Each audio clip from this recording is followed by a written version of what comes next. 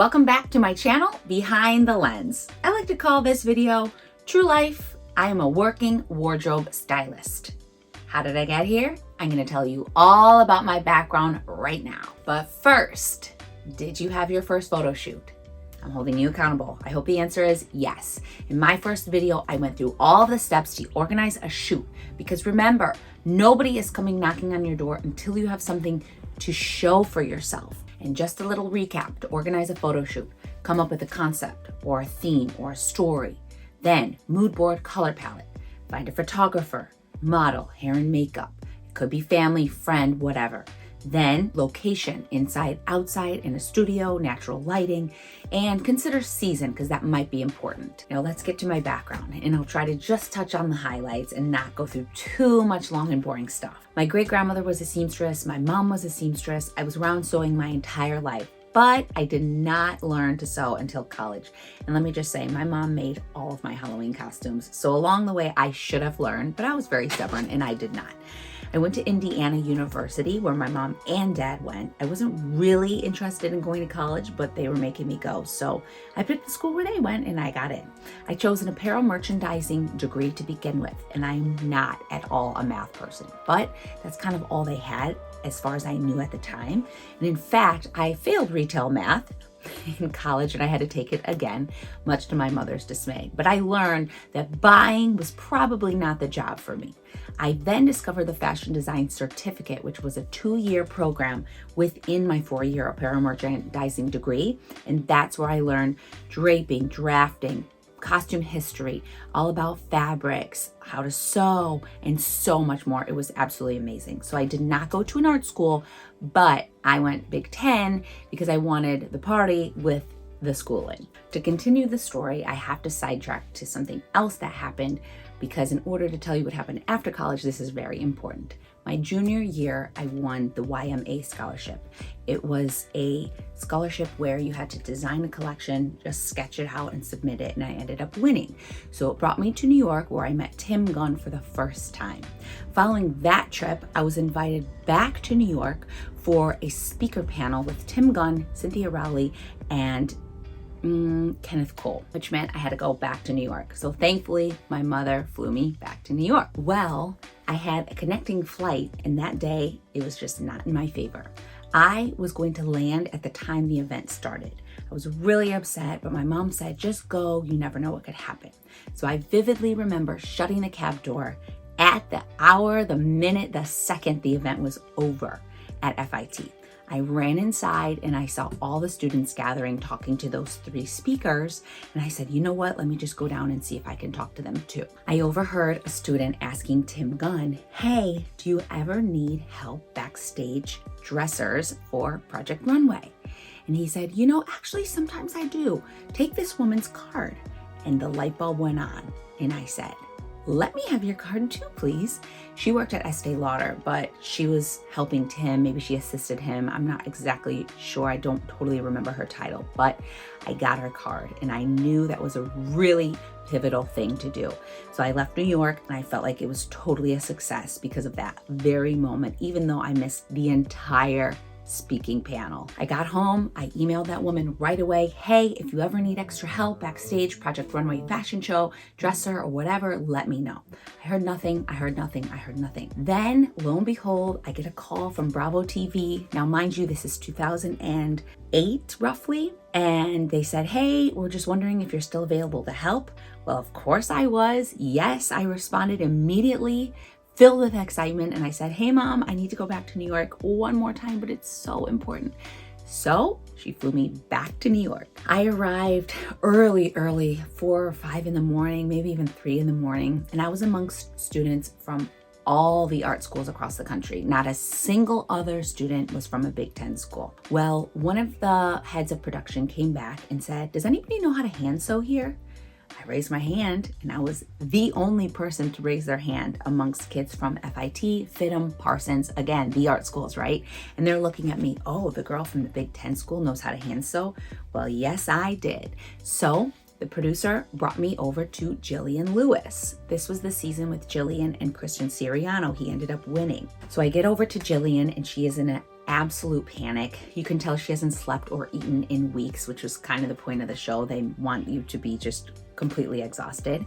And one of her models, Jasleen Gonzalez, was a very, very, very skinny model. And the dress Jillian made was not fitting on her. So she said, hey, take this needle and thread, take off all these hook and eyes and put them back on so this dress fits this model. And I was like, yes, sure, I could do that. So I knew I could. I was very capable to hand sew this. So I was just completely in disbelief, but also, you know, kind of in the twilight zone that I was re-sewing this person's gown seconds before it was going on the runway. But I restitched it, it fit on Jasleen, it went down the runway. Well, as I said, Jillian did not end up winning.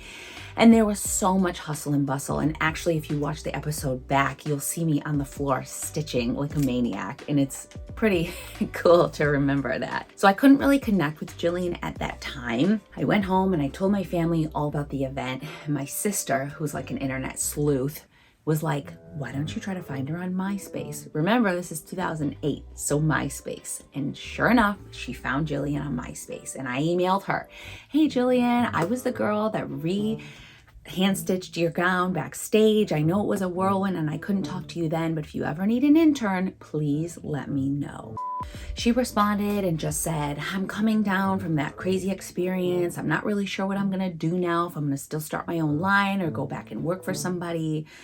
She had worked for Ralph Lauren, so she was maybe gonna go back and work for them. And she said, but I'll keep you in mind. So I graduate college in 4 years with a bachelor's in apparel merchandising and a fashion design certificate.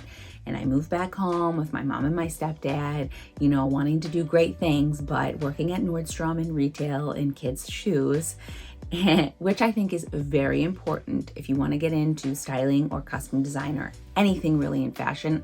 I think working retail is extremely beneficial. So I'm walking into work one day, almost late, and I get a call and it's Jillian.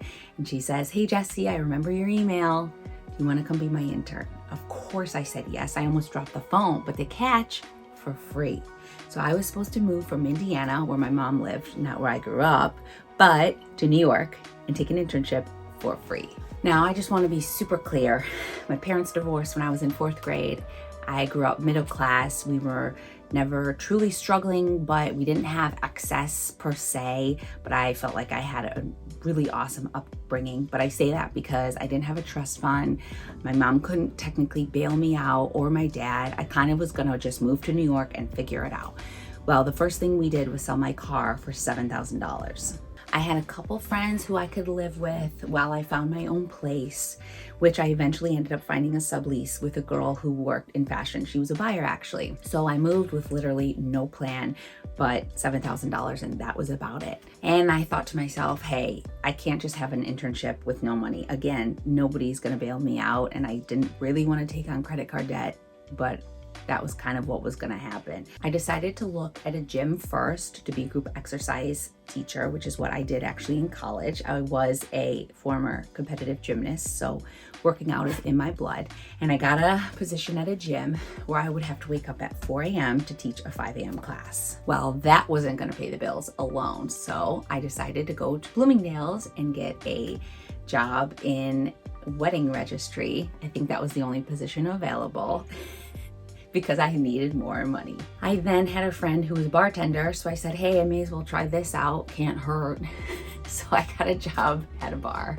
There were days where I would wake up at 4, go teach Group X, go work for Jillian for 8 hours, go to Bloomingdale's and work the registry for 3 hours, and then bartend. So 4 jobs in one day. It was absolutely insane, and I was still so broke and so poor, but I really wanted to stay at least for a year to work with Jillian. And I did.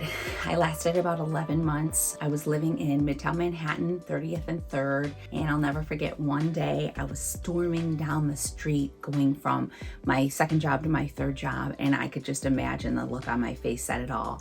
And this lovely homeless man saw the bracelet on my wrist that my sister gave me, and it was the Wonder Woman logo, and he said, I hear you, Wonder Woman. Keep up the good work. And it almost makes me cry because he could just see that I was trying so hard to make it work, and I wanted to make it work. My time with Jillian was incredible. I realized, though, that I did not want to do fashion design, partly because I saw her struggle. badly. Her and her fiance at the time had gone through something like 5 credit cards and stuff was just not picking up for her. And I said, you know what? I don't have an angel investor. I don't have a trust fund. I don't have a family member who owns a factory. This feels like it might not be the right idea for me. And I couldn't wrap my mind around the fact that as a designer, fashion designer, when you create a collection, it's a very cohesive look. Any of the big major designers you see today, you know their look and their brand. And I felt almost sick thinking that I had to stick to one look or aesthetic or color palette. I couldn't do it. Well, while working for Jillian, I met a stylist who actually helped Jillian style one of her fashion shows. And I got to see all the ways in which she worked. And I thought to myself, oh my gosh, this is it. This is styling. This is what I want to do. I can do high end. I can do retail. I can do men, women, kids. Like, the possibilities were endless. I didn't have to stay in a box as a designer. I could do it whatever I wanted, however I wanted, whatever presented itself. Like I said, I was working in kids' shoes, so the possibilities were absolutely endless, and it brought so much joy to me to know that this existed. So I stayed with Jillian for about 11 months. I had a boyfriend back home who was not supportive of me moving in the first place. And when I got back, we broke up, which was a great thing. Anyway, I moved into my grandmother's basement with my older sister. Through a friend of a friend, she connected me to a woman who owned a bridal boutique, multi-vendor bridal boutique. And I thought, I never really wanted to get in bridal, but I was just working in the bridal registry at Bloomingdale's, so maybe this isn't a bad thing. Maybe I'll really like it. She actually had 2 shops. One was multi-vendor and one was just Vera Wang standalone. So I said, why not? I'll take the job. I ended up working there for about 4 or 5 years. And in that time, my third cousin was doing private client styling through a company actually based in New York, but she was helping clients in Chicago. And she pulled me along and said, hey, if you can assist me with these clients, you can learn a lot. It might be something you're really interested in. Now I was doing private client styling and I was still at the bridal shop. And I took on more of a marketing role at the bridal shop. And when people came to pull gowns for their photo shoots, I would go to the shoot just willingly, because I said, how do they know how to keep this gown the way that the designer wants it to be? I need to be there to oversee it. But I started to meet a ton of people: photographers, models, hair and makeup, videographers, you name it. Everybody a part of a photo shoot, I started to meet these people. One friend in particular, my friend Ben, who I'm still friends with today, some 12, 13 years later, had a videography company. And I said, hey Ben, I am really overworking at this bridal shop. I know that styling is what I want to do. It is in my blood. It is in my veins. I need to do it. If you ever have a shoot that you need a stylist for, please let me come on and style it for you. So I took the leap of faith. I left my paying job. I still had credit card debt from New York. I didn't really have much of a plan, but I was so passionate about making styling work. Ben said, hey, what if we create a styling company underneath my company? So we came up with Evolve, personal and editorial wardrobe styling, and that was my first company with Ben. I decided to make it my personal mission to exhaust every outlet of styling that Chicago had to offer. And that is what I did.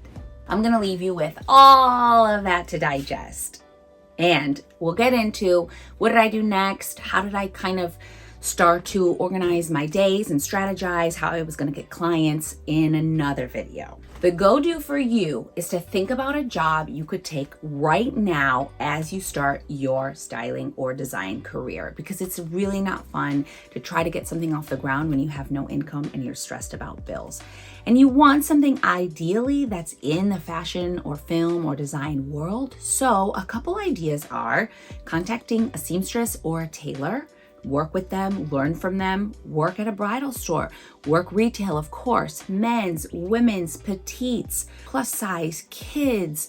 Just think of a store you really love that you believe in and look at their corporate, see if they have any great options, or just look at their retail side and just work retail for a little bit. You could also look at Real, which is consignment. You could go the designer route. You could try something like thread styling. You could even look into Poshmark as far as the corporate side, not exactly the selling side. Bottom line, brainstorm a company that you love that you could get income today as you start to build your styling career. Hit that subscribe button below and I will see you in the comments. Please tell me if you liked my story, if you connected with it, if it was helpful, and where you are at in your journey. See you next time.